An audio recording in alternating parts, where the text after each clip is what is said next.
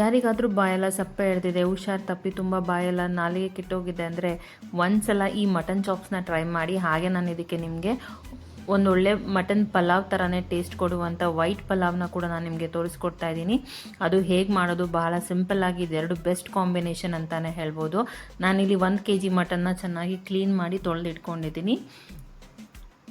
ನೀವು ಬೇಕಿದ್ದರೆ ಅರ್ಧ kg ಕೂಡ ಮಾಡ್ಕೊಳ್ಬೋದು. ಇದು ತುಂಬ ರುಚಿಯಾಗಿರುತ್ತೆ, ಒಂದ್ಸಲ ಟ್ರೈ ಮಾಡ್ಕೊಂಡು ನೋಡಿ. ಮತ್ತು ಇದಕ್ಕೆ ನಾನಿಲ್ಲಿ ಸ್ವಲ್ಪ ಕೊತ್ತಂಬರಿ ಸೊಪ್ಪು ತೊಗೊಂಡಿದ್ದೀನಿ, ಹಾಗೆ 2 ರಿಂದ 3 ಪಲಾವ್ ಎಲೆ ತೊಗೊಂಡಿದ್ದೀನಿ, ಖಾರಕ್ಕೆ ಹಸಿರು ಮೆಣಸಿನ್ಕಾಯಿ, ಸ್ವಲ್ಪ ಈರುಳ್ಳಿ, ಹಾಗೆ ನಾನಿಲ್ಲಿ 1 ಟೊಮೆಟೊ ತೊಗೊಂಡಿದ್ದೀನಿ, ಸ್ವಲ್ಪ ಕಾಯಿ ಚೂರುಗಳನ್ನು ತೊಗೊಂಡಿದ್ದೀನಿ, ಮತ್ತು ಶುಂಠಿ ಬೆಳ್ಳುಳ್ಳಿ ತೊಗೊಂಡಿದ್ದೀನಿ, ಸ್ವಲ್ಪ ಮೆಣಸು, ಹಾಗೆ ಲವಂಗ, ಚಕ್ಕೆ ಮತ್ತು ಸ್ವಲ್ಪ ಜೀರಿಗೆನ ತೊಗೊಂಡಿದ್ದೀನಿ. ಮತ್ತು ನಾವಿಲ್ಲಿ ಕೊತ್ತಂಬರಿ ಸೊಪ್ಪನ್ನು ಸ್ವಲ್ಪ ಜಾಸ್ತಿನೇ ಉಪಯೋಗಿಸ್ಬೇಕಾಗತ್ತೆ. ಮತ್ತು ಇದಕ್ಕೆ ನಾವು ಆದಷ್ಟು ಕಡ್ಡಿಗಳಿರೋಂಥ ಕೊತ್ತಂಬರಿ ಸೊಪ್ಪನ್ನು ಉಪಯೋಗಿಸಿ ತುಂಬ ಒಳ್ಳೆ ಟೇಸ್ಟ್ ಕೊಡುತ್ತೆ. ಮತ್ತು ಇದು ಪಕ್ಕಾ ನಾಟಿ ಸ್ಟೈಲಲ್ಲಿ ನಾನು ನಿಮಗೆ ತೋರಿಸ್ತಾ ಇದ್ದೀನಿ. ನೀವು ಮಿಲ್ಟ್ರಿ ಹೋಟೆಲ್ಗಳಲ್ಲಿ ತಿಂದಾಗ ನಿಮ್ಗೆ ಯಾವ ರೀತಿಯಾಗಿ ಟೇಸ್ಟ್ ಕೊಡುತ್ತೆ ಅದೇ ರೀತಿ ಟೇಸ್ಟ್ ಕೊಡುತ್ತೆ. ಮತ್ತು ಭಾಳ ಸಿಂಪಲ್ಲಾಗಿ ಕಮ್ಮಿ ಇಂಗ್ರೀಡಿಯೆಂಟ್ಸಲ್ಲಿ ಮಾಡ್ಕೊಳ್ಬೋದು. ಮೊದಲಿಗೆ ಒಂದು ಜಾರಿಗೆ ನಾನಿಲ್ಲಿ ಸ್ವಲ್ಪ ಚಕ್ಕೆ, ಲವಂಗ ಮತ್ತು ಮೆಣಸು ಆಗಿರ್ಬೋದು, ಸ್ವಲ್ಪ ಜೀರಿಗೆ, ಹಾಗೆ ಕಾಯಿ ಚೂರುಗಳು, ಮತ್ತು ನಾವೇನೇನು ಮಸಾಲೆಗಳನ್ನು ರೆಡಿ ಮಾಡಿ ಇಟ್ಕೊಂಡಿದ್ದೀವಿ ಅದನ್ನೆಲ್ಲ ಇದಕ್ಕೆ ನಾವು ಹಾಕ್ಕೊಳ್ಬೇಕಾಗತ್ತೆ, ಅಂದರೆ ಮಸಾಲೆ ಪದಾರ್ಥಗಳನ್ನು. ಮತ್ತು ಟೊಮೆಟೊ ನಾನಿಲ್ಲಿ 1 ಉಪಯೋಗಿಸ್ಕೊಳ್ತಾ ಇದ್ದೀನಿ. ನೀವೇನಾದ್ರು ಜಾಸ್ತಿ ಕ್ವಾಂಟಿಟಿನಲ್ಲಿ ಮಾಡ್ಕೊಳ್ತಿದ್ರೆ ಇದರ 2 ಪಟ್ಟು ನೀವು ಹಾಕ್ಕೊಳ್ಬೋದು. ಮತ್ತು ಈರುಳ್ಳಿ ಸ್ವಲ್ಪ ಜಾಸ್ತಿನೇ ಹಾಕ್ಕೊಳ್ಳಿ. ನಾನಿಲ್ಲಿ 2 ಸಣ್ಣ ಈರುಳ್ಳಿಗಳನ್ನು ಹಾಕ್ಕೊಂಡಿದ್ದೀನಿ, ಅಂದರೆ ಮೀಡಿಯಮ್ ಸೈಜ್ ಈರುಳ್ಳಿನ ಹಾಕ್ಕೊಂಡಿದ್ದೀನಿ. ಹಾಗೆ ನಾನಿಲ್ಲಿ 3 ಹಸಿಮೆಣಸಿನ್ಕಾಯಿನ ಹಾಕ್ಕೊಳ್ತಾ ಇದ್ದೀನಿ, ಯಾಕೆಂದರೆ ನಾವಿಲ್ಲಿ ನೆಕ್ಸ್ಟ್ ಖಾರಕ್ಕೆ ಬೇರೆ ಮಸಾಲೆಗಳನ್ನು ಕೂಡ ಹಾಕ್ಕೊಳ್ತೀನಿ. ಹಾಗೆ ನಾನಿಲ್ಲಿ ಯಾವುದೇ ರೀತಿಯಾದ ಪುದೀನ ಸೊಪ್ಪನ್ನು ಯೂಸ್ ಮಾಡ್ತಾ ಇಲ್ಲ. ಪುದೀನ ಬದಲು ನೀವು ಈ ಪಲಾವ್ ಎಲೆನ ಟ್ರೈ ಮಾಡಿ, ತುಂಬ ರುಚಿ ಕೊಡುತ್ತೆ. ನಿಮ್ಗೆ ಹೇಗೆ ಮಿಲ್ಟ್ರಿ ಹೋಟೆಲಲ್ಲಿ ಟೇಸ್ಟ್ ಬರುತ್ತೆ, ಫ್ಲೇವರ್ ಬರುತ್ತೆ, ಅದೇ ರೀತಿ ಇರುತ್ತೆ. ಇದೊಂದು ಸೀಕ್ರೆಟ್ ಅಂತಾನೆ ಹೇಳ್ಬೋದು. ಪಲಾವ್ ಎಲೆ ಹಾಕಿ ಮಾಡೋದ್ರಿಂದ ಚಾಪ್ಸ್ ಅಂತೂ ತುಂಬ ಟೇಸ್ಟಿಯಾಗಿ ಬರುತ್ತೆ. ಒಂದ್ಸಲ ಟ್ರೈ ಮಾಡಿ. ಮತ್ತು ನಾನಿಲ್ಲಿ ಕಡ್ಡಿಗಳ ಸಮೇತನೇ ನಾನಿಲ್ಲಿ ಕೊತ್ತಂಬರಿ ಸೊಪ್ಪನ್ನು ಹಾಕ್ಕೊಂಡಿದ್ದೀನಿ. ಇವಾಗ ಇದನ್ನೆಲ್ಲ ನುಣ್ಣಗೆ ರುಬ್ಕೋಬಾರ್ದು, ನಾವು ಇದನ್ನು ಸ್ವಲ್ಪ ತರಿಯಾಗಿ ರುಬ್ಕೋಬೇಕು. ಆ್ಯಕ್ಚುಲಿ ಚಾಪ್ಸ್ಗೆ ನಾವು ಯಾವಾಗಲೂ ನುಣ್ಣಗೆ ರುಬ್ಕೋಬಾರ್ದು, ಅವಾಗ ಟೇಸ್ಟ್ ಇರೋದಿಲ್ಲ. ಇದನ್ನು ಆದಷ್ಟು ನಾವು ತರಿಯಾಗಿ ರುಬ್ಕೊಳ್ಬೇಕಾಗತ್ತೆ. ನಂತರ ಒಂದು ಕುಕ್ಕರ್ನ ನಾವು ಬಿಸಿ ಮಾಡೋದಕ್ಕೆ ಇಟ್ಕೊಂಡು ನಾನಿಲ್ಲಿ ಸ್ವಲ್ಪ ಎಣ್ಣೆ ಮತ್ತು ತುಪ್ಪ ಎರಡನ್ನೂ ಹಾಕ್ಕೊಳ್ತಾ ಇದ್ದೀನಿ. ನಿಮಗೆ ತುಪ್ಪ ಆಪ್ಷನಲ್, ಬಟ್ ಇದನ್ನು ಹಾಕೋದ್ರಿಂದ ಕೂಡ ತುಂಬ ಫ್ಲೇವರ್ ಇರುತ್ತೆ. ಸೊ ಅದರಿಂದ ನಾನಿಲ್ಲಿ ಸ್ವಲ್ಪ ತುಪ್ಪ ಕೂಡ ಹಾಕ್ಕೊಳ್ತಾ ಇದ್ದೀನಿ. ಸೊ ಇದನ್ನೆಲ್ಲ ನಾವು ಚೆನ್ನಾಗಿ ಬಿಸಿ ಮಾಡ್ಕೋಬೇಕು, ಎರಡು ನೀಟಾಗಿ ಮಿಕ್ಸ್ ಆಗಿ ಬಿಸಿ ಆಗಬೇಕು. ವಿಡಿಯೋನ ಕೊನೆ ತನಕ ನೋಡಿ, ಎಲ್ಲೂ ಸ್ಕಿಪ್ ಮಾಡಬೇಡಿ. ನಾನು ನಿಮಗೆ ಹಾಗೆ ವೈಟ್ ಪಲಾವ್, ಅಂದರೆ ಯಾವುದೇ ರೀತಿಯಾದ ಮಟನ್ ಚಿಕನ್ ಏನೂ ಇಲ್ಲದೆ ಅದು ಒಂದು ರೀತಿ ನಿಮಗೆ ಗೀ ರೈಸ್ ಆಗಿರ್ಬೋದು, ಕುಷ್ಕ ಆಗಿರ್ಬೋದು, ಅಥವಾ ಮಟನ್ ಪಲಾವ್ ಟೇಸ್ಟ್ ಕೊಡುವಂಥದ್ದೇ ಒಂದು ಸಿಂಪಲ್ ಆಗಿ ರೈಸ್ ಹೇಗೆ ಮಾಡ್ಕೊಳ್ಳೋದು ಅಂತ ಕೂಡ ನಾನು ನಿಮಗೆ ತಿಳಿಸ್ಕೊಡ್ತೀನಿ. ವಿಡಿಯೋನ ಕೊನೆ ತನಕ ನೋಡಿ, ಎಲ್ಲೂ ಸ್ಕಿಪ್ ಮಾಡಬೇಡಿ. ಇವಾಗ ಮಟನ್ನ ಹಾಕ್ಕೊಂಡು ಮಟನಲ್ಲಿರುವಂಥ ನೀರೆಲ್ಲ ಖಾಲಿ ಆಗೋ ತನಕ, ಅಂದರೆ ಚೆನ್ನಾಗಿ ಸುಂಡೋ ತನಕ ನಾವು ಅದನ್ನು ಚೆನ್ನಾಗಿ ಫ್ರೈ ಮಾಡ್ಕೋಬೇಕು. ಅದರಲ್ಲಿರುವಂಥ ಹಸಿ ವಾಸನೆ ಎಲ್ಲ ಹೋಗಬೇಕು, ಅಲ್ಲಿ ತನಕ ನಾವು ಚೆನ್ನಾಗಿ ಫ್ರೈ ಮಾಡ್ಕೋಬೇಕು. ಇಲ್ಲಿ ನಾನು ರುಚಿಗೆ ತಕ್ಕಷ್ಟು ಉಪ್ಪನ್ನು ಹಾಕ್ಕೊಳ್ತಾ ಇದ್ದೀನಿ. ನಾನು ಇವಾಗಲೇ ಇದಕ್ಕೆ ಎಷ್ಟು ಉಪ್ಪು ಅವಶ್ಯಕತೆ ಇದೆ ಅಷ್ಟು ಉಪ್ಪನ್ನು ಹಾಕ್ಕೊಳ್ತಾ ಇದ್ದೀನಿ. ನಂತರ ನಾನಿಲ್ಲಿ ಸ್ವಲ್ಪ ಅರಿಶಿನ ಹಾಕ್ಕೊಳ್ತಾ ಇದ್ದೀನಿ.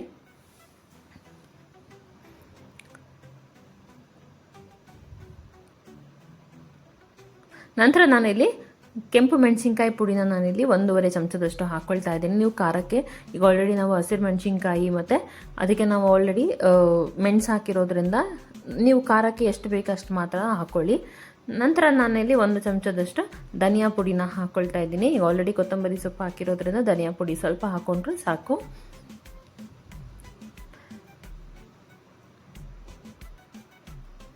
ನಂತರ ನಾನಿಲ್ಲಿ ಸ್ವಲ್ಪ ಗರಂ ಮಸಾಲನ ಹಾಕ್ಕೊಳ್ತಾ ಇದ್ದೀನಿ. ನಾನೀಗ ಆಲ್ರೆಡಿ ಹೇಳಿರೋ ಹಾಗೆ ನಾನು ಆಲ್ರೆಡಿ ಗರಂ ಮಸಾಲ ಪದಾರ್ಥಗಳನ್ನು ಹಾಕ್ಕೊಂಡಿದ್ದೀನಿ, ಅದರಿಂದ ನಾನಿಲ್ಲಿ ಸ್ವಲ್ಪ ಗರಂ ಮಸಾಲನ ಹಾಕ್ಕೊಳ್ತಾ ಇದ್ದೀನಿ.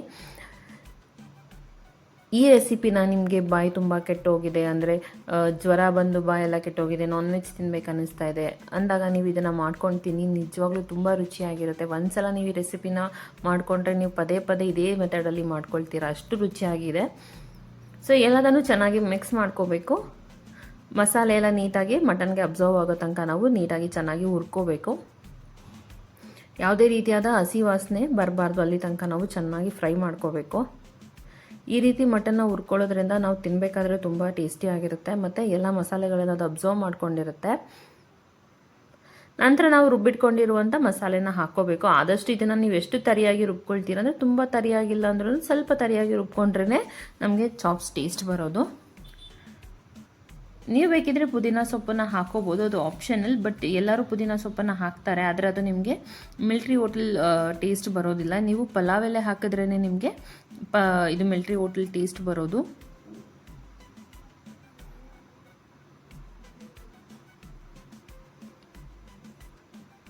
ಸೊ ಎಲ್ಲದನ್ನು ಚೆನ್ನಾಗಿ ಮಿಕ್ಸ್ ಮಾಡ್ಕೋಬೇಕು. ಮತ್ತು ನಾನು ನಿಮಗೆ ಇನ್ನೊಂದು ಸೀಕ್ರೆಟ್ ಇಂಗ್ರೀಡಿಯೆಂಟ್ನ ಕೂಡ ಹೇಳ್ತೀನಿ. ಇದನ್ನು ಹಾಕಿದ್ರೂ ಅಷ್ಟೇ ನಿಮಗೆ ತುಂಬ ಒಳ್ಳೆ ಟೇಸ್ಟ್ ಬರುತ್ತೆ. ಅದೇ ಕಸೂರಿ ಮೇಥಿ. ಕಸೂರಿ ಮೇಥಿ ಹಾಕಿದ್ರಂತೂ ತುಂಬ ರುಚಿಯಾಗಿರುತ್ತೆ. ಸೊ ಅದನ್ನು ಕೂಡ ನಾವು ಸ್ವಲ್ಪ ಕೈಯಲ್ಲಿ ಅದನ್ನು ಪುಡಿ ಮಾಡ್ಕೊಂಡು ಹಾಕ್ಕೋಬೇಕು. ಸೊ ಅದನ್ನು ಕೂಡ ಹಾಕ್ಕೊಂಡು ಚೆನ್ನಾಗಿ ಫ್ರೈ ಮಾಡ್ಕೋಬೇಕು. ಇದೆಲ್ಲ ಚೆನ್ನಾಗಿ ಫ್ರೈ ಆಗಿ ಅದು ಎಣ್ಣೆ ಬಿಟ್ಕೊಂಡು ಬರೋ ತನಕ ನಾವು ಅದನ್ನು ಚೆನ್ನಾಗಿ ಬೇಯಿಸ್ಕೊಳ್ಬೇಕು. ಹಸಿ ವಾಸನೆ ಎಲ್ಲ ಹೋಗಬೇಕು ಮಸಾಲೆನಲ್ಲಿ. ಮತ್ತು ಮಟನ್ ಕೂಡ ಈ ಮಸಾಲೆನೆಲ್ಲ ನೀಟಾಗಿ ಅಬ್ಸರ್ವ್ ಮಾಡ್ಕೋಬೇಕು. ಅಲ್ಲಿ ತನಕ ನಾವು ಎಲ್ಲದನ್ನು ಚೆನ್ನಾಗಿ ಫ್ರೈ ಮಾಡ್ಕೋಬೇಕಾಗತ್ತೆ.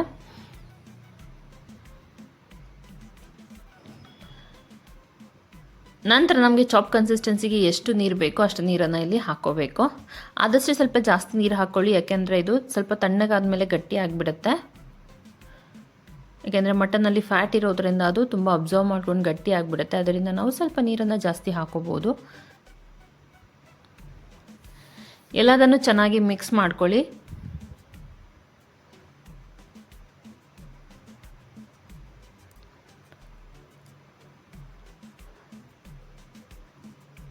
ಎಲ್ಲ ಚೆನ್ನಾಗಿ ಮಿಕ್ಸ್ ಆದಮೇಲೆ ಇನ್ನು ಸ್ವಲ್ಪ ನೀರನ್ನು ಹಾಕ್ಕೊಳ್ತಾ ಇದ್ದೀನಿ. ಇದೆಲ್ಲ ಚೆನ್ನಾಗಿ ಕುದಿಯೋದಕ್ಕೆ ಶುರುವಾಗಬೇಕು.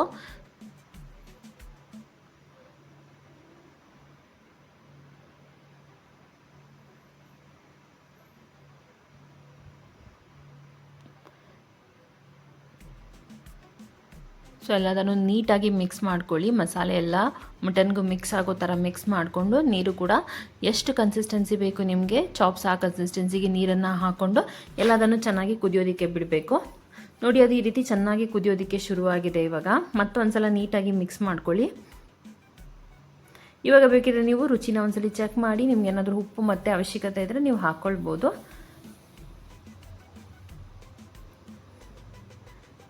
ಇವಾಗ ಲಿಡನ್ನು ಕ್ಲೋಸ್ ಮಾಡಿ ನಮಗೆ ಮಟನ್ ಬೇಯೋದಕ್ಕೆ ಎಷ್ಟು ವಿಜಲ್ ಅವಶ್ಯಕತೆ ಇದೆ ಅಷ್ಟು ವಿಜಲ್ನ ನಾವು ಬರ್ಸ್ಕೋಬೇಕು. ಸೊ ಮಟನ್ ಕ್ವಾಲಿಟಿ ನೋಡ್ಕೊಂಡು ಅದನ್ನು ನೀವು ಬರ್ಸ್ಕೊಂಡ್ರೆ ಆಗುತ್ತೆ. ಸೊ ಅದು ವಿಜಲ್ ಆಗೋಷ್ಟರಲ್ಲಿ ನಾನಿಲ್ಲಿ ನಿಮಗೆ ಒಂದು ರುಚಿಯಾದ ಗೀ ರೈಸ್, ಅಥವಾ ಇದನ್ನು ನೀವು ವೈಟ್ ಮಟನ್ ಇಲ್ಲದೆ ಏನಿಲ್ಲದೆ ಇರೋವಂಥ ಪಲಾವ್ ಅಂತಲೂ ಹೇಳ್ಬೋದು, ಅಥವಾ ನೀವು ಕುಷ್ಕಾ ರೈಸ್ ಅಂತಲೂ ಕೂಡ ಹೇಳ್ಬೋದು.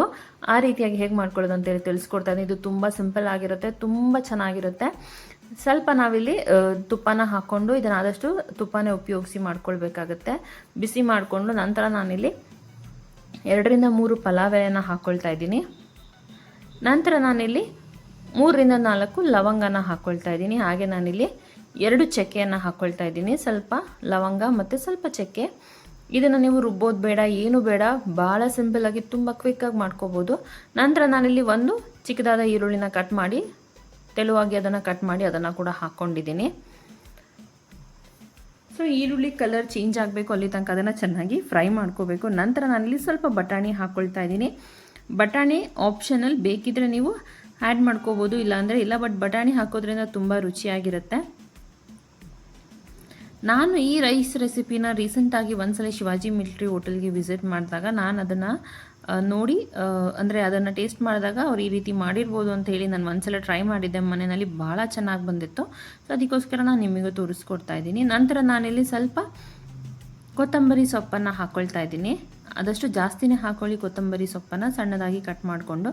ಎಲ್ಲದನ್ನು ಚೆನ್ನಾಗಿ ಹುರಿದ ನಂತರ ನಾವು ಅದು ಹಸಿ ವಾಸನೆ ಎಲ್ಲ ಹೋದ ನಂತರ ನಾನಿಲ್ಲಿ ತೊಳೆದಿಟ್ಕೊಂಡಿರುವಂಥ ಅಕ್ಕಿನ ಹಾಕ್ಕೊಳ್ತಾ ಇದ್ದೀನಿ. ಇದು ಬಹಳ ಸಿಂಪಲ್, ಕಮ್ಮಿ ಮಸಾಲೆ ಮತ್ತು ತುಂಬ ಟೇಸ್ಟಿಯಾಗಿರುತ್ತೆ. ನೀವು ಇದನ್ನು ವೆಜ್ ಕುರ್ಮಾಗೂ ಕೂಡ ಮಾಡ್ಕೊಳ್ಬೋದು.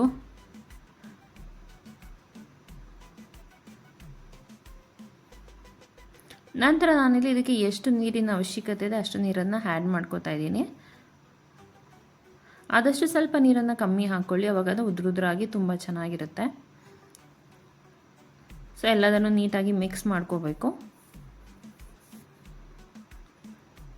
ನಂತರ ನಾನಿಲ್ಲಿ ರುಚಿಗೆ ತಕ್ಕಷ್ಟು ಉಪ್ಪನ್ನು ಹಾಕ್ಕೊಳ್ತಾ ಇದ್ದೀನಿ.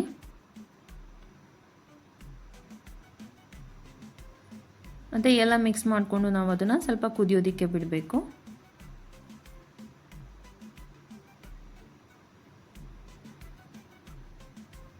ಸೊ ಅದು ಚೆನ್ನಾಗಿ ಕುದಿಯೋದಕ್ಕೆ ಶುರುವಾದಾಗ ನಾನು ಲಿಡ್ಡನ್ನು ಕ್ಲೋಸ್ ಮಾಡಿ ಇದನ್ನು 2 ವಿಷಲ್ ಬರೆಸ್ಕೊಂಡ್ರೆ ನಮಗೆ ರುಚಿಯಾದ ರೈಸ್ ರೆಡಿ ಆಗಿರುತ್ತೆ.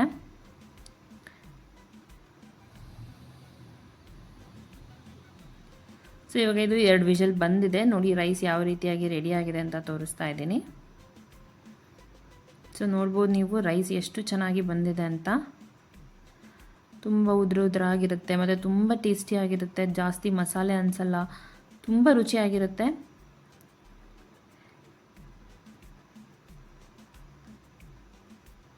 ಈ ರೈಸ್ನಂತೂ ಮಸ್ಟ್ ಟ್ರೈ ಅಂತಾನೆ ಹೇಳ್ಬೋದು. ಇದು ನೀವು ವೆಜ್ ಕುರ್ಮಾ ಎಲ್ಲದಕ್ಕೂ ಟ್ರೈ ಮಾಡ್ಬೋದು, ತುಂಬ ಚೆನ್ನಾಗಿರುತ್ತೆ.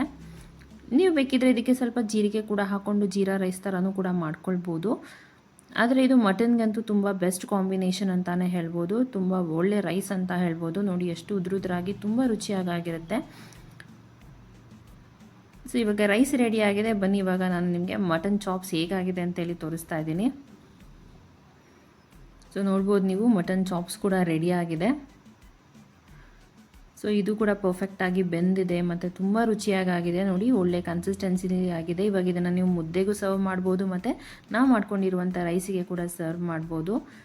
ಇಡ್ಲಿಗೂ ಕೂಡ ಇದು ಬೆಸ್ಟ್ ಕಾಂಬಿನೇಷನ್ ಆಗಿರುತ್ತೆ. ಇವಾಗ ಎರಡೂ ರೆಡಿಯಾಗಿದೆ. ಎರಡನ್ನೂ ನಾವು ಈ ರೀತಿ ಸರ್ವ್ ಮಾಡಿ ಟೇಸ್ಟ್ ನೋಡ್ಬೋದು. ತುಂಬ ರುಚಿಯಾಗಿ ಬಂದಿರುತ್ತೆ ಮತ್ತು ರೈಸ್ ಅಷ್ಟೇ ತುಂಬ ಚೆನ್ನಾಗಿರುತ್ತೆ. ಒಂದ್ಸಲ ಇದೆರಡು ಕಾಂಬಿನೇಷನ್ನ ಒಂದ್ಸಲ ಮಾಡ್ಕೊಂಡು ಟೇಸ್ಟ್ ಮಾಡಿ ನೋಡಿ. ನೀವು ಇದಕ್ಕೆ ಖಂಡಿತ ಫ್ಯಾನ್ ಆಗ್ತೀರಾ.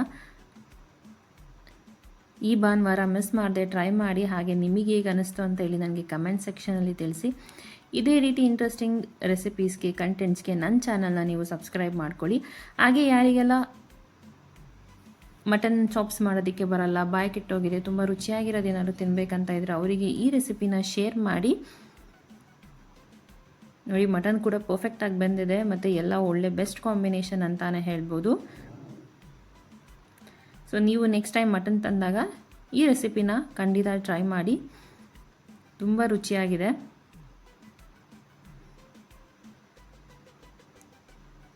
ಸೊ ಯಾರಿಗೆಲ್ಲ ಮಟನ್ ಚಾಪ್ಸ್ ಇಷ್ಟ ಅವರಿಗೆ ಈ ರೆಸಿಪಿನ ಶೇರ್ ಮಾಡೋದನ್ನು ಮರಿಬೇಡಿ. ಇದೇ ರೀತಿ ವೀಡಿಯೋಸ್ಗಾಗಿ ನನ್ನ ಚಾನಲ್ನ ಸಬ್ಸ್ಕ್ರೈಬ್ ಮಾಡ್ಕೊಳ್ಳಿ. Thank you.